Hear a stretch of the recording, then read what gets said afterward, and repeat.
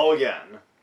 On to another Fresh Thoughts review, and today's review is going to be a bit different than the other ones I've done in the past, which have all been for movies I just saw either in the theater or on streaming. Today's Fresh review is going to be for a book, and this is the first time I've ever done anything like this, so forgive me if I'm a little rusty, and also it's going to be very, again, fresh and semi off the cuff. I've got a few notes, but don't expect anything to be on the same level as, say, Lost in Adaptation. The book I just read that I feel the need to talk about is Class of '86 by Brad Jones, aka the Cinema Snob. As most people who watch me might know, I'm a huge fan of Brad Jones, the Cinema Snob, and he's been a huge inspiration and influence on the stuff that I do. And last year, for anyone who may not know, he devoted a good chunk of 2022 to writing a novel. It was his first one, and it's based on a screenplay that he originally wrote back in his early 20s, but soon realized he would probably never get the budget to make a reality, so he decided to put it in book format, which we got here. This is my copy that I bought the day it became available, and it's not like a self-published book that you gotta go to some questionable website to buy. It's fully available on fucking Amazon. So yeah, it's all official. You can get version to read on your Kindle, the paperback version as you can see here. And there's also a hardcover version which I might buy as a gift for someone in the future. I'm a little more akin to paperbacks. They don't break as easily as the hardcovers, at least the ones I use, because I really like to read and was not the best handler of books in my younger years. But Class of '86, it's a passion project that Brad has wanted to bring to life for years, and he's finally able to. The novel is a big combination of all different types of genres and types of movies that Brad is a huge fan of, and it's a combination of slasher, 80s raunchy comedies, Cold War, nuclear apocalypse paranoia, post-apocalypse settings, just all types of shit. There's even some biker stuff in here, and I guess the first thing to get out of the bat is, did I enjoy Class of '86? And the answer is yes. Yes, I did. There was a point in the beginning where I was a little nervous, but I got into it pretty easily. And the important thing to know is this book is done in a lot of style and also semi-tribute to the films of Troma, which has been a huge influence on Brad in his own work, and you definitely see the love he has for Troma here. And if you're into, say, The Toxic Avenger, which is full of zany dialogue and larger-than-life, over-the-top stuff, then I think you can easily get into it. Like, it's a book where it's crazy, it's lewd, it's crude, but the more you read it, the more you kind of go with the flow, the vibe, and it soon becomes, at least for me, it was a real page turner. Like, I just had to keep turning the page to know how this fucking thing would end. And as for the plot, which I'll try to say without giving too many spoilers, I mean, I'm not usually a spoiler-free person. I only do that when I do Fresh Thoughts reviews with Guy, my grandfather, but I don't want to give away too much because it's a book you really gotta read, and going into it blind, having the experience of the first time is really the way to go, I feel. The plot involves a group of high school friends in 1986. They're like a month away from graduation, and these 6 friends, they are 3 boys, 3 girls, 2 of them couples, 1 not exactly a couple, but they definitely go into the will they, won't they type of story cliche. And these characters are Diana, who is more or less the protagonist. She's the one we are introduced to first, and a lot of the book, like this book, jumps around from perspectives quite a bit. It has a style that, if I could compare to anybody, maybe Stephen King. Not full style in the sense of King, but in the idea that it's got personality. It's got snarkiness, which you'd expect from Brad. But it jumps around from personality to personality, and you definitely get the feeling of who these characters are. And the Diana character, she's a bit of an obnoxious, self-centered bitch, but so is pretty much every character in the story. But she does have a bit more decency than most others, and is definitely not on the same level as the worst characters, and she becomes not necessarily the leader, but the heart of the group, I feel, as the story goes on. And her boyfriend is this Italian boy named Vic, and the best way to describe him is he's a loyal lapdog to Diana, and he's definitely an asshole. Like, he's his own sense of 80s dude, but he's not a complete piece of shit. However, he does do some questionable things, and then we get who I can describe as the crazy, horny couple of the film, Kurt and Lilith. Like, Kurt is probably the biggest cunt in this novel, and Lilith, well, I wouldn't say cunt, but she's definitely a bitch, and the two of them are easily the worst human beings in this group, and a lot of the horrible shit that happens, at least with this group particularly, is due to them. And then we have Bryce and Lexi, who are the least bad of the couples in this group. Like, Bryce, when you come down to it, he's pretty much the closest thing to a decent person in this group. Yeah, he acts obnoxious, and he's aware of some of the bad shit that they're doing in the first part of the book, but he's the only one who seems to have a real conscience, and is generally the most concerned with everybody and what happens. And the Lexi character, well, she has her own bit of nastiness here and there. It's clear, she's not on the same level as, say, Kurt or Lilith. A little bitchier than Diana, but she works well with Bryce, and they work off each other very well. You definitely get the sense that these two are made for each other at some point down the road.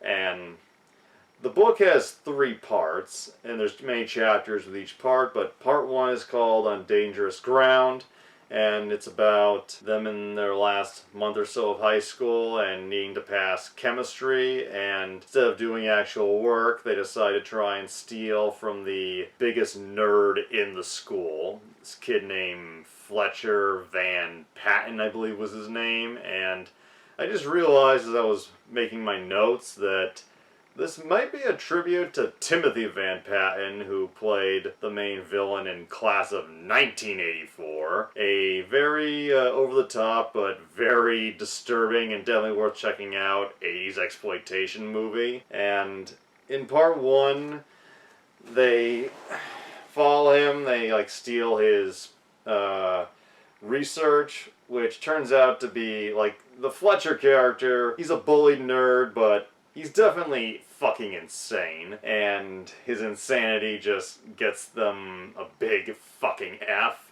And Kurt and Lilith particularly, mostly Kurt, wants some revenge, and this causes a horrible accident that just fucks Fletcher up. And while all this is going on, there's a theme of the Cold War, and in this novel's reality, the Cold War actually escalates to the point that a nuke is dropped on America. And part 2, called 10 Years Later, cuts to the future where we see that America, the world, I believe, is now just a barren desert wasteland of sorts. The skies are, as the cover shows, fucking orange, and society is broken down, and everybody has to have guns now. They have to survive, and our 6 main characters are still together, and they still have the personalities of who they were in high school. Definitely shows that with the breakdown of society, they never fully matured, but there are differences with their characters a little, like to show that they've stuck together as a tight group. They're essentially a family, and they all got each other's backs, although I get the feeling Kurt could easily move on if they lost anybody. And the second part is just basically showing how the world is, and this is, for me, where the novel, like, part 1 is entertaining, but it's mostly in the wacky comedy area, but part 2, things really step up, and you are really on the edge as you're wondering what's going to happen, where's it going to go next, and in this future, they have acid rain, like literal acid rain as a result of the nuclear fallout. Every couple of weeks when the skies get dark or whatever, they literally rain fucking acid on people. When that happens, everybody has to go seek shelter. Due to one circumstance and another, the group finds themselves unable to find shelter, and then Bryce gets the brilliant idea to go back to their old high school, which is still surprisingly standing, and this leads to part 3, titled Class Reunion. They go into the high school for the night to find that it's surprisingly clean, and before they know it, and if you've seen Slaughter High, you might have guessed this, they re-encounter Fletcher, still alive and very disfigured from the prank they pulled in the 80s, and he is definitely out for revenge, and even though they're in their late 20s, all they can have on the brain is booze, drugs, and sex, and they don't make the best decisions. It's a miracle that they could survive this long, and becomes a cat and mouse game of sorts, becomes a real slasher, which was what Brad was advertising when he was promoting the book. However, there are so many goddamn twists and turns in this ending. There are so many things that you just didn't see coming. Like, this already has a fantasy, other worldly feel to it, but it goes into territories you just wouldn't expect, and I've already said enough. I'm not going to give away what happens at the end, but it is like balls to the walls, and like not in the Stephen King sense where it just shits the bed, but it goes just all over the place. Like, there's, when you think something's gonna happen, it gets over, more happens. There's so many twists and turns. It just goes there, fully embraces the madness, and people you might be expecting to die do die. Some characters who you felt had a smidge of hope to make it to the end go out in pretty shocking ways, and you get some interesting twists and turns with some characters, and yeah, it's goddamn nuts, but it just had me, like, turning the page. I just had to keep going through this goddamn book, and by the end, I'm totally satisfied that I bought and read it. There are a few minor flaws, which I will get into very soon, but yeah, it was well put together. There were some sentences, some wording that definitely has the feel of somebody writing their first book, and as somebody who really took writing class seriously as much as I could as a teenager, I really I understand how this can go, like how hard it is, but yeah, I thought it came out pretty good, and some notes that I wrote down that I just felt were important to note were, at the beginning of the book, there's a very nice dedication here. Like, if you're a fan of the Cinema Snob, you will know that Brad Jones, he had 2 Siamese cats over the past decade that became more or less the mascots of his show, and those cats were Lloyd and Chloe, who sadly passed away in the past few years, and as Brad has said, they were his cats, but they were more or less his children, pretty much. And He lost Lloyd earlier this year, just as he found out that he and his wife, Laura, are going to be having their first actual kid. So, fine, he said he lost Lloyd, but he said it probably it came at the best time to fill that gap. And I won't go on too much longer, but the dedication here, which I just think is beautiful, is... In memory of Lloyd and Chloe, hope this meets your approval. I guess Brad believes in cat spirits. But small note I want to add before I get into what I think of the novel's plot, like go further into what I think. The main setting of this novel, the town they live in, is a place called Lake City, which is the name of the city of Brad's 2007 movie Midnight Heat, which I thought was cool. It was like a nice semi-tie-in or nod. I'm not sure this could take place in the same universe because Lake City takes place after 86 and there's no fucking apocalypse. But getting into what I want to say, the extra notes. Part 1, On Dangerous Ground. Something that's interesting about it is the first third of the book, and it's not until after that the apocalypse that the book has heavily been marketed around really kicks in. However, I don't feel that it feels like it takes forever to get there. The part 1 section definitely takes the time to develop the characters, definitely show the type of douchebags they are, but also give them personality. The way that part 1 develops the characters, spends so much time focusing on establishing them, kind of reminds me a little bit of the first part of The Deer Hunter, a movie Brad has talked about how it takes some time to get to what everybody wants. However, it does do a good job of developing them, and I didn't dislike the fact that it took so long. There were some parts that felt like some comedy bits that were a little hit and miss, some dialogue went on a little too long, but it's still like, the comedy part is fun, but it's part 2, 10 years later, where, again, it really came to life. Like, there's still a comedic vibe to it, but it definitely set the mood for the grim atmosphere of living in the apocalypse, and the way he describes the apocalyptic setting, I could totally picture in my head.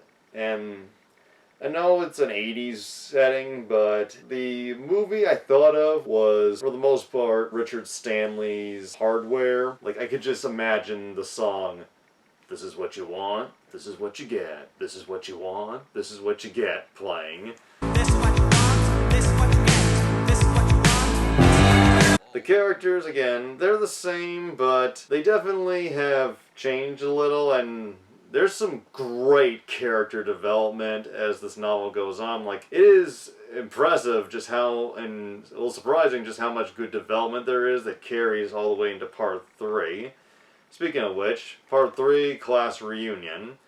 There are still some funny lines, and it still has the comedic vibe to it, but there's definitely a shift in tone with part 3, where things get more life or death. And I wouldn't say it gets serious per se, because it's still got that ridiculous factor to it.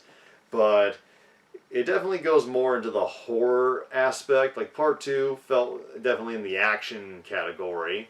With part 3, you are even more on the edge. It's very suspenseful. You're not sure who's gonna fucking survive. You're not sure where it's gonna go, and as I said, there's so many fucking unexpected plot twists that you really have no idea where they're going, and you're a little nervous that they're gonna just go too far, that Brad's gonna go too far, but he keeps it all working in the same style and universe that he's set up. And I'll be honest, there were actually some moments here that were very fucking unsettling, very unnerving, even goddamn terrifying. Like, that's how good I found part 3. Like, part 2 was the most fun, but part 3 was just excellent. This is definitely a story where the first part's alright, but part 2 and part 3 are just fucking hardcore. And I also want to acknowledge that there were some genuinely heartfelt scenes in the last act that, again, I was shocked. This novel went in all directions, but it was able to pull it off. The last two big character things I want to acknowledge are the Fletcher Van Patten character. Well, he is the victim of a horrible prank. It is important to know he is not really a sympathetic victim. Like, we see enough of him in his personal life to know that he is one creepy son of a bitch. And, well, I wouldn't say he had it coming, the prank. I will say he is definitely the villain, and if this prank hadn't happened, he would have done something horrible, like, regardless if the world had been nuked. And there's a character in this called Rod who's pretty much the stereotypical 80s bully, and at first he's just kind of a one-note character, but he gets an amazing amount of development in the last act that shows he was not always bad. And I won't say what it is, again, I don't want to give it all away, but the development they give him, it will honestly pulled on my heartstrings, and I think it will pull on yours. And before I get into the last big thing I want to talk about, some things, like, there's a lot of pop culture references in this book, and Brad admits that might have been, in a video, he said that might be a bit much for some people. But two things that made me laugh that weren't included in part 3. There are many flashbacks to show how these characters met in high school, and we see that Lexi and Bryce, who weren't a couple even before 86, but they were very close. They were very into Atari, and she takes them to a video game store where she asks for some behind-the-counter products, kind of like drugs, but these behind-the-counter games are the Atari porn games, and we got an appearance by the game Beat 'em and Eat 'em, which, if you've seen the Angry Video Game Nerds episode on Atari porn, you will know all about. And sum it up simply, it's a game where, if my memory serves correct, a guy is like jerking out cum from above, and you play as these little women, and you get points by catching it in your mouth. Gulp, gulp. Yeah, the 80s were a pretty fucked up time period, and the one character we see in a flashback that he was a pretty religious Christian, and the reverend of his church was, and if you're a Cinema Snob fan, you will know who this is, Estes fucking Perkle, the insane evangelical cocksucker who starred in the religious movies The Believer's Heaven. I forget the name, but I'll put the title here, that had him say the famous line, talking about this famous unintentionally double entendre line. Will you come? Will you come? He means to God, but come on, you know what everybody's thinking when he says that. And lastly, just to show that I'm fair and not just some bowing fanboy, I'm going to talk about the cons that I had with this novel, and there aren't a lot, but I did have a few, and I feel it's only fair to point them out. The first con, and it has nothing to do with the story itself, but the first con I have is this book, which is about 322 pages, has many chapters. It doesn't have a fucking chapter index.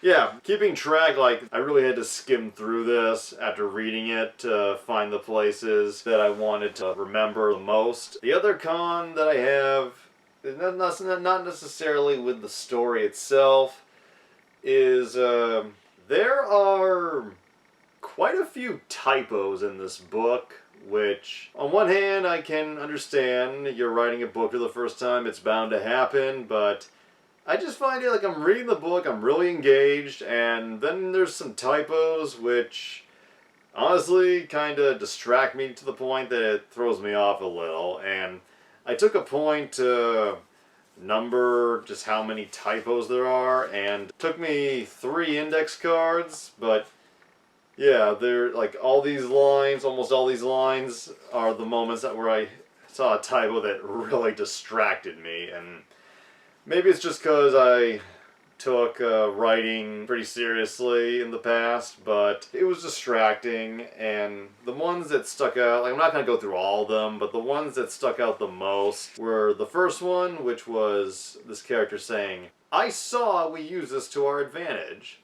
and it took me a moment to realize it was supposed to be "say." And there were a few others where part of me wondered maybe this could be chalked up to the characters being fucking stupid, but no, there were some moments where certain words were clearly misspelled and some words were, it felt like there was a word that was written and then maybe Brad changed his mind and then decided to put a different word in but forgot to take out the earlier word he typed. And the only other typo thing that's really worth acknowledging is the Bryce character. There are many moments in this book where he is referred to as Bruce, and for a moment I'm like, who's Bruce? And then I realized it's supposed to be Bryce.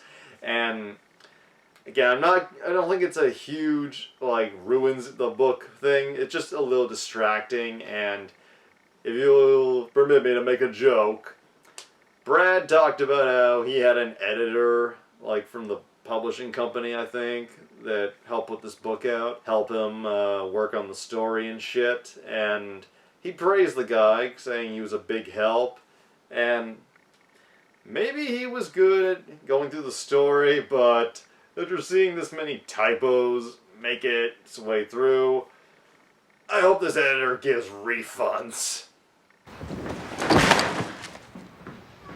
Now, as for any cons I may have with the actual story itself, as I said, the part 1, while it does take a bit to get to the apocalypse, nuclear stuff, it does do a good job of developing the characters. However, I will admit, some of the dialogue does feel like it can drag in certain parts. Like in the first 2 chapters, there's some conversations that did feel like they went on a little too long, maybe got a little too meta at times, but it was very brief, and I feel how you are able to get into this book depends on how you handle the first 2 chapters. If you find them entertaining, if you can go with the flow, I feel you'll get into the rest of the book. It all depends on how you react to those first 2 chapters. And the only other thing I have is the Diana character. While she definitely was reasonably fleshed out, there's a point where, like, she starts out being, again, like everybody else, a bit nasty, and then she suddenly has this nice personality come out, which does play a part as the book goes on, but her sudden shift to being the nice girl of the group felt a little abrupt and almost a little 180, but overall, it wasn't too glaring. Like, those things I just mentioned are my only real cons with the book. The typos, lack of chapter index, some of the dialogue in the first part, but other than that, I really got into Class of '86 pretty well, and I'm really interested to see what Brad Jones can write next as a novelist. He's talked about a few ideas he has, and it's a shame that he was never able to bring this book to a reality. However, I'll say, if I can ever get enough funding, enough support, I'd totally be down for adapting this fucking thing, and hope you enjoyed my review. I know I probably rambled on a bit, but that's how I roll, bitch.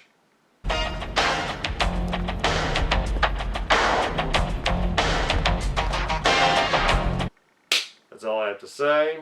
I will see you again hopefully soon, and I look forward to seeing whatever Brad Jones brings to us in the future.